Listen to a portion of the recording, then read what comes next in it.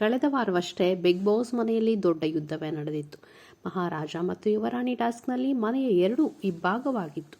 ಮನೆಯೊಳಗೆ ಇರುವ ಸದಸ್ಯರು ಎರಡು ತಂಡಗಳಾಗಿ ಕಿತ್ತಾಡಿಕೊಂಡಿದ್ರು. ಇದೀಗ ಬಿಗ್ ಬಾಸ್ ಮತ್ತೊಂದು ಟಾಸ್ಕ್ ನೀಡಿದ್ದಾರೆ. ಇದರಲ್ಲೂ ಕೂಡ ಮನೆಯಲ್ಲಿ ಎರಡು ಟೀಮ್ ಮಾಡಲಾಗಿದೆ.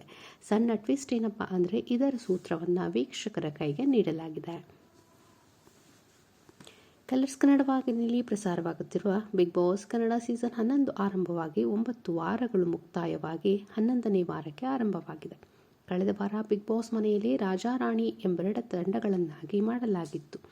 ಈ ವೇಳೆ ಮನೆಯೊಳಗೆ ಸಾಕಷ್ಟು ಗಲಾಟೆ ಆಗಿತ್ತು. ಅದು ಮುಗಿದ ಮೇಲೆ ಇದೀಗ ಮತ್ತೊಂದು ಟಾಸ್ಕ್ ಅನ್ನು ಬಿಗ್ ಬಾಸ್ ನೀಡಿದ್ದಾರೆ. ಈ ಬಾರಿ ಕೂಡ ಮನೆಯೊಳಗೆ ಇರುವ ಸದಸ್ಯರನ್ನ ಎರಡು ತಂಡಗಳನ್ನಾಗಿ ರಚನೆ ಮಾಡಲಾಗಿದೆ. ಈ ವಾರದ ಟಾಸ್ಕ್ನ ವಿಶೇಷತೆ ಏನಪ್ಪಾ ಅಂದರೆ ಮನೆಯ ಒಳಗೆ ಎರಡು ವಾಹಿನಿಯನ್ನು ಶುರು ಮಾಡಲಾಗಿದೆ. ಒಂದು ವಾಹಿನಿಯಲ್ಲಿ ಗೋಲ್ಡ್ ಸುರೇಶ್, ವಿಕ್ರಮ್, ಭವ್ಯ, ಐಶ್ವರ್ಯ, ಗೌತಮಿ, ಉಗ್ರಮಂಜು ಇದ್ದಾರೆ. ಮತ್ತೊಂದು ವಾಹಿನಿಯಲ್ಲಿ ಧನರಾಜ್, ಹನುಮಂತ, ಶಿಶಿರ್, ರಜತ್, ಮೋಕ್ಷಿತಾ ಪೈ ಹಾಗೂ ಚೈತ್ರ ಕುಂದಾಪುರ್ ಇದ್ದಾರೆ. ಒಂದು ವಾಹಿನಿಯಲ್ಲಿರುವ ಎದುರಾಳಿ ವಾಹಿನಿಯಲ್ಲಿ ಇರುವವರ ಬಗ್ಗೆ ನೆಗೆಟಿವ್ ಸುದ್ದಿಗಳನ್ನು ಓದಿದ್ದಾರೆ. ಯುವರಾಣಿ ಮೇಲಿನ ಅಸೂಯೆಗೆ ಕಳಚಿತು ಪಾಸಿಟಿವಿಟಿಯ ಮುಖವಾಡ ಎಂದು ಗೌತಮಿ ಜಾಧವ್ ಬಗ್ಗೆ ಚೈತ್ರ ಕುಂದಾಪುರ್ ಬ್ರೇಕಿಂಗ್ ನ್ಯೂಸ್ ಓದಿದ್ದಾರೆ. ಐಶ್ವರ್ಯ ಅವರು ಹೂಸು ಹನುಮ ಬರೀ ಹಾಡು ಹಾಡಿಕೊಂಡು ಎಲ್ಲರನ್ನೂ ಗೆದ್ದೆ ಅಂತ ಅಂದ್ಕೊಂಡಿದ್ದಾರೆ. ಅವರಿಗೆ ಗೊತ್ತಿಲ್ಲ ಅವರ ವೀಕ್ನೆಸ್ ಈಗಾಗಲೇ ಮನೆಯವರಿಗೆ ಗೊತ್ತಾಗಿದೆ ಅಂತ ಎಂದು ಹನುಮಂತನ ಬಗ್ಗೆಯೂ ಸುದ್ದಿ ಓದಿದ್ದಾರೆ ಐಶ್ವರ್ಯ ಅವರು. ಹನುಮಂತ ಮಾತ್ರವಲ್ಲ, ಚೈತ್ರ ಬಗ್ಗೆಯೂ ಸುದ್ದಿ ಓದಿರುವ ಐಶ್ವರ್ಯ ಪಿನ್ ಚೈತ್ರ ಇವರು ಯಾರಿಗೆ ಹಾಲು ಕೊಡ್ತಾರೋ ಯಾರಿಗೆ ಹಾಲಾಹಲವನ್ನು ಕೊಡ್ತಾರೋ ಗೊತ್ತೇ ಆಗಲ್ಲ.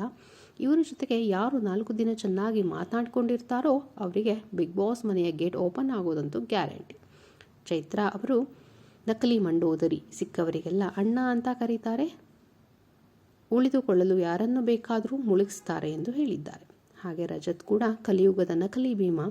ರಜತ್ ಸೋಂಬೇರಿ ಸಿದ್ದ, ಕೊರಕೆ ಹೊಡ್ಕೊಂಡು ಬಿದ್ದ ಅಂತ ಸುದ್ದಿ ಓದಿದ್ದಾರೆ ಐಶ್ವರ್ಯ. ಈ ಎರಡು ತಂಡಗಳೇನೋ ನಮಗೆ ಎಂಟರ್ಟೈನ್ಮೆಂಟ್ ಅಂತ ನೀಡ್ತಾ ಇದೆ. ಆದರೆ ಇನ್ನು ಯಾವ ರೀತಿಯ ಜಗಳಗಳು ಏಳತ್ತೋ ಅನ್ನೋದನ್ನು ನೋಡಬೇಕಾಗಿದೆ. ಇನ್ನು ಎರಡು ತಂಡದಲ್ಲಿ ಯಾರು ಅತಿ ಹೆಚ್ಚು ಮನರಂಜನೆ ನೀಡ್ತಾರೋ ಅವರಿಗೆ ಬಿಗ್ ಬಾಸ್ ಮತವನ್ನು ಚಲಾಯಿಸುವಂತೆ ಹೇಳಿದ್ದಾರೆ. ಹಾಗಾಗಿ ಜಿಯೋ ಆ್ಯಪ್ ಸಿನಿಮಾದ ಮೂಲಕ ನಾವು ಮತವನ್ನು ಚಲಾಯಿಸಬಹುದು.